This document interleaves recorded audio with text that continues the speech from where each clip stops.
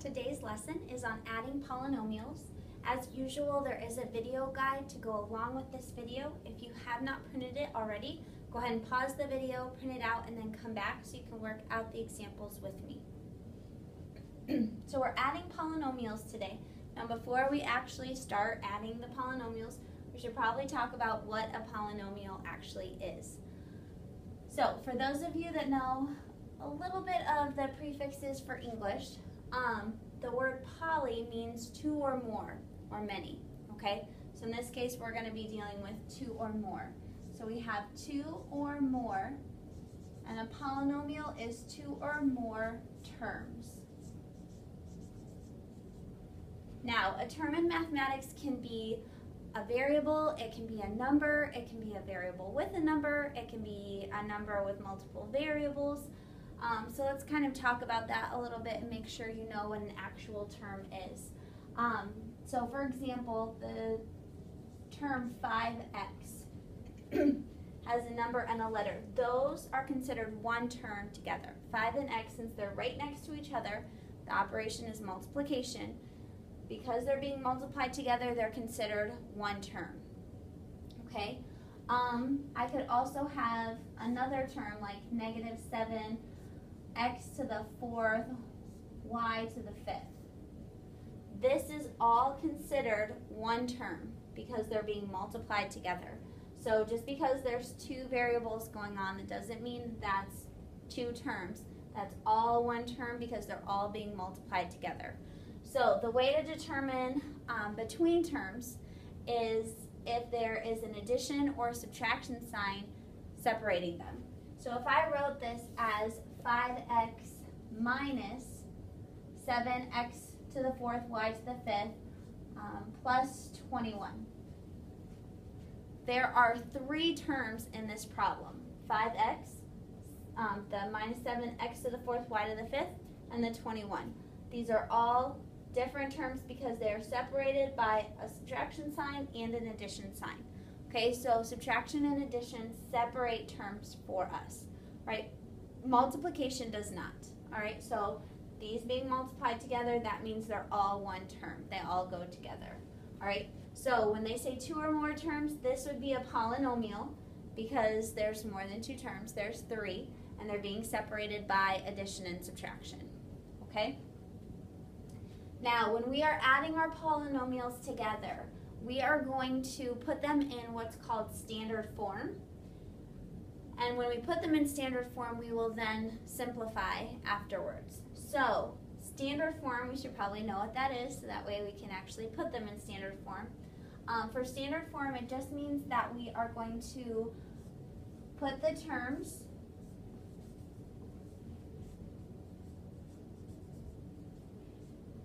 in order from largest exponent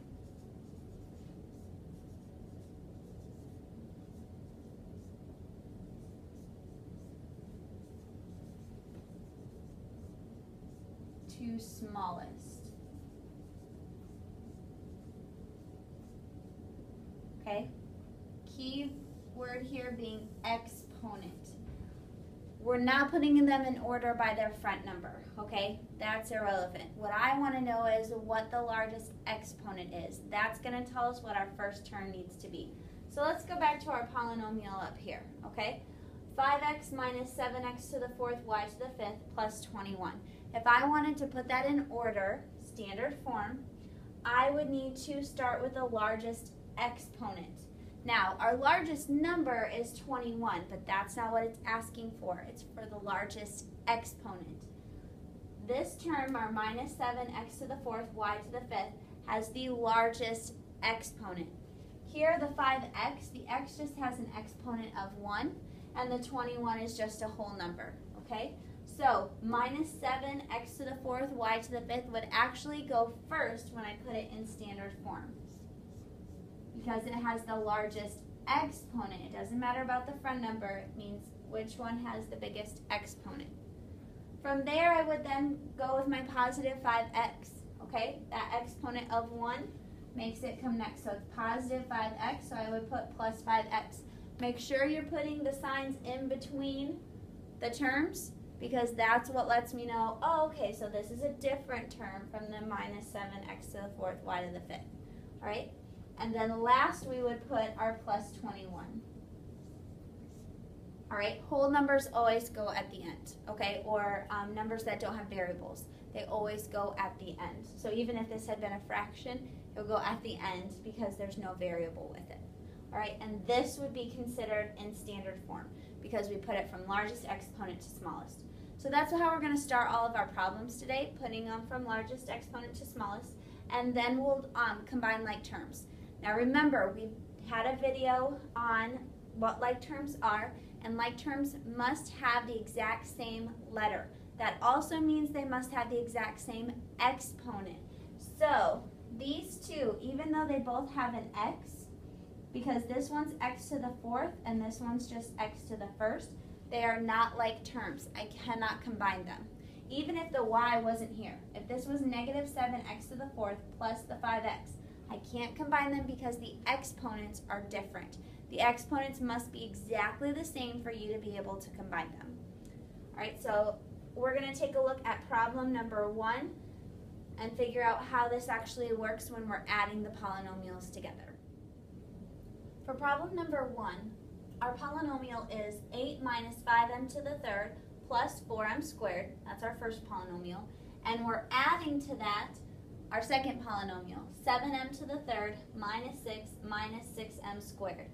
We know it's an addition problem because of the sign that's in between the parentheses. You'll notice there's other subtraction and addition signs throughout the problem, but the one in between the parentheses is the one that tells me I'm adding my polynomials together. Now the first thing we want to do for these problems is put them in order from largest exponent to smallest. We want to put this in standard form. So taking a look here, we have an exponent of 3, that's the largest here, and for our second polynomial, we have an exponent of 3 as well as the largest. So 3 is the largest exponent, so those are the terms that need to come first. The front number does not matter when we are working on putting them in order, okay? So the fact that this has an exponent of 3 means, all right, I can go ahead and put that first. That's negative 5m to the third. Please make sure that you are putting the sign with the number. Once I write that term down, I like to cross them off. That way I don't forget that I've written that one. Otherwise I sometimes end up writing them twice, or I forget and think I've written one and I haven't. So this way I know, okay, that one's been written, okay? After that I also need the positive 7m to the third, okay? So because it's positive 7m, I'm going to put plus 7m to the third. You've got to put those addition and subtraction signs to separate your terms. So 7m to the third, I'm going to cancel that one out. I don't have any other exponents of 3, so let's go to exponents of 2. I have a 4m to the second exponent of 2, so I'll go ahead and put that next. It's a plus 4m to the second. Over here I have a minus 6m to the second, so I'm going to put that next. Anything that has an exponent of 2 will come next. After that I'm looking for the exponent of 1. But I have an 8, I have a minus 6, neither of those have a variable. So I don't have the exponent of 1 for my variable, but that's okay. I'll just put my whole numbers last. This is a positive 8, and then our minus 6. Once we do that, then I can combine like terms. So looking at this problem, I have m to the third and m to the third. Those are the same letter with the exact same exponent, so those are considered like terms. I can combine these two together. I cannot combine them with the 4m squared because this has an exponent of 2, this has an exponent of 3. That's different. Variables have to be exactly the same, which means the exponents must be exactly the same. So I can go ahead and combine these. Negative 5 and positive 7 gives me a positive 2m to the third. I'm going to cross those off so I remember I combined them. Okay, so positive 2m to the third. Now, my next two terms, 4m squared and minus 6m squared, those I can combine together. I can't combine it with the 8 because the 8 does not have the variable, okay, so they're not exactly the same. So 4 and minus 6 gives me a minus 2m to the second. So those are combined together. Again, make sure you're keeping the sign of the larger number. 6 is bigger, so it's a minus sign, so I need my minus sign. And then lastly, we've got our whole numbers. I can go ahead and combine them. This is 8 minus 6, which is a positive 2. So I'm going to put plus 2. Now, this is our solution. I know it's going to look weird. We're used to solving and getting down to one letter, one number, and we're done.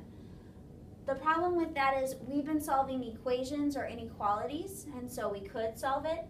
There is no equal sign. There is no inequality sign, so I cannot solve this problem, okay? This is just simplifying. I can only simplify because I have no equal sign. So there's no solving involved. Once you get here, that's as simple as you can write it. I can't combine anything else.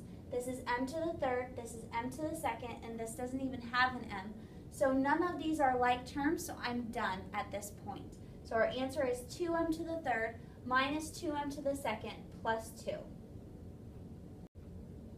For problem number 2, our first polynomial is 5k squared minus 3k to the third plus 8. We're adding to that the second polynomial, 5k squared plus 6k to the fourth plus 5k to the third. So the first thing we need to do is put this in order from largest exponent to smallest. Looking at our first polynomial, my largest exponent is 3. For the second polynomial, my largest exponent is 4. So 4 is the one I'm going to start with. It doesn't matter that it comes in the second polynomial. All that matters is it has the largest exponent, so it comes first. So this is a positive 6k to the fourth, so I put 6k to the fourth. Cancel it out. After that, we need k to the third. So I have a minus 3k to the third here. So I'm going to write that down, minus 3k to the third. I do have another k to the third in our second polynomial, so I'll go ahead and write that as well, plus 5k to the third. After that, I'm looking for exponents of 2. Well, looking at my first polynomial, I have 5k to the second, so I'm going to go ahead and put that. And then in my second polynomial, I have another positive 5k to the second, so that will come next. All that I have left is my plus 8, so that will go at the very end. At this point, we start combining like terms. So my 6k to the fourth minus 3k to the third. I want to combine those because they're next to each other, but I can't. This has an exponent of 4, k to the third has an exponent of 3. They do not go together. So I'm going to leave my 6k to the fourth the way it is. Don't do anything with it. Minus 3k to the third plus 5k to the third. Those do have the same exponent, so I can combine those. A minus 3 or a negative 3 and a positive 5 leaves me with positive 2k to the third. Keep your letters the same. That's why you can only combine the ones that have the same exponents, because it has to stay exactly the same. All right, combining these, I wouldn't know what exponent to keep because they're not like terms. I can't add them. So this one's gone. These two are together. My 5k squared and my 5k squared, I can put those together because they have the exact same letter, but I can't put them with the plus 8 because plus 8 is not a like term with those two. So I'm just going to combine those. 5 plus 5 gives me positive 10k squared. And then my plus 8, because there's no like term to go with it, I'm just going to bring it down, plus 8. This is as simple as I can write it. I have an exponent of 4, 3, 2, and then not at all. So I have 6k to the fourth plus 2k to the third plus 10k squared plus 8. This is my solution for problem number 2. For problem number 3, we're again adding two polynomials. We know it's addition by the separation between the two parentheses. My first polynomial is 11 plus 2x squared. My second polynomial is 11 minus x squared minus 7x. So our first step is to put this in standard form, largest exponent first. So looking at our first polynomial, x to the second has the largest exponent. Looking at my second polynomial, minus x to the second has the largest exponent. So that means x to the second needs to come first. So 2x to the second will be my first term. And I also need my minus. Now remember, this is minus 1x to the second. There is a 1 there, they just don't write it. So I'm going to go ahead and write that in so I don't forget. After that, I need exponents of 1. Now remember, an exponent of 1 is not written. So this 2x has an exponent of 1, they just didn't write it in. So it would come next, my plus 2x. Well, I also have a minus 7x in my second polynomial, so I will write minus 7x. After that, I only have whole numbers left, and those always go at the end. I have a positive 11 here in my first polynomial, and a positive 11 in my second polynomial. Once I put them in order from largest exponent to smallest, I go ahead and combine like terms. So I have 2x to the second minus 1x to the second. Those have the same variable, exactly the same, even the exponents, so I can go ahead and subtract those. 2x to the second minus 1x to the second is just 1x to the second. 2 minus 1 is 1. For my x's, 2x minus 5x, I can combine those. 2 and negative 7 is negative 5. Keep the letter the same, so negative 5x. And lastly, I can do 11 plus 11. So 11 plus 11 gives me plus 22. I can't simplify this further. This has an x to the second, this one's just x, this one doesn't have the variable. Now one thing I do want to point out, on the test, when they write this, they will not put that 1 in front of the x squared. They will leave it as just x squared minus 5x plus 22. It means the same thing, but multiplying by 1 does not change the variable, so they just take it out. All right, so I want you to be used to seeing it this way because that's how they will write it. So our solution is just x squared minus 5x plus 22 for problem number 3. For problem number 4, our first polynomial is 12n to the 4th plus 3n to the 3rd plus 5n. And we're adding to that our second polynomial, 10n minus 3n to the 3rd plus 6n to the 4th. Our first step, as usual, is to put these in order from largest exponent to smallest. So looking at this problem, I have an exponent of 4 in my first polynomial.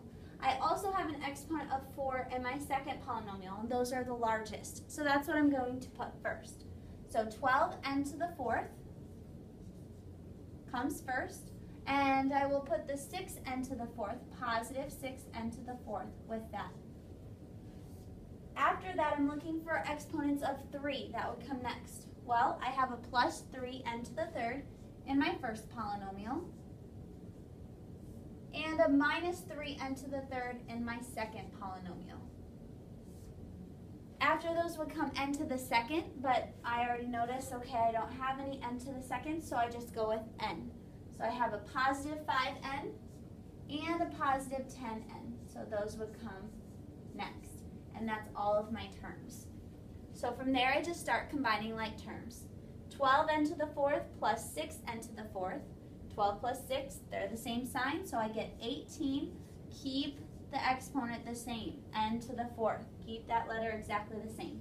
I can't combine that with 3n to the 3rd. They're not like terms. Okay, this one has an exponent of 4, this one's an exponent of 3. However, I can combine positive 3n to the 3rd and negative 3n to the 3rd.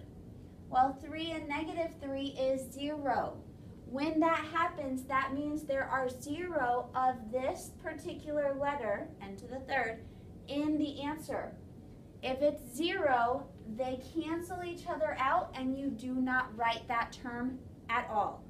You don't write just n to the 3rd, you don't write 0 n to the 3rd, it's just gone. If it's 0, it's gone. Okay? So then lastly, I combine my n's. 5n and 10n leaves me with 15, positive 15n. So my solution for number 4 is just 18n to the 4th plus 15n. We don't need that n to the 3rd because remember that was 0. So this is the simplified version for problem number 4. At this time, go ahead and pause the video, try problems 5 and 6 on your own, and then come back and check your work with mine. For problem number 5, our polynomials were 11 minus 2x to the third minus x squared plus x to the third plus 9x squared plus 4. First step was to put them in order. I started with my x to the thirds. I got negative 2x to the third plus 1x to the third, and then x squareds minus 1x squared plus 9x squared. I didn't have any that had an exponent of 1, so I moved down to my whole numbers, plus 11 and plus 4. I combine like terms. Negative 2 and positive 1 is a negative 1 x to the third. Now remember, they will not put that 1 in front, so that's how I wrote it, negative x to the third. Negative 1 and positive 9 leaves me with positive 8 x to the second, and then 11 plus 4 is positive 15. So for problem 5, you should have gotten negative x to the third plus 8x squared plus 15. For problem number 6, our polynomials were 4 plus 8k plus 6k to the third, and we're adding to that k to the fourth minus 10k to the third minus 7k. So the first step was to put them in order from largest exponent to smallest. My largest exponent was k to the fourth. After that came k to the third, so I have plus 6k to the third minus 10k to the third. I didn't have any k to the second power, so I moved on to k to the first, which was my plus 8k and my minus 7k. And then at the very end, I have my whole numbers, so my plus 4 is at the end. When combining like terms, I noticed there were no other k to the fourth powers, so I kept that the same.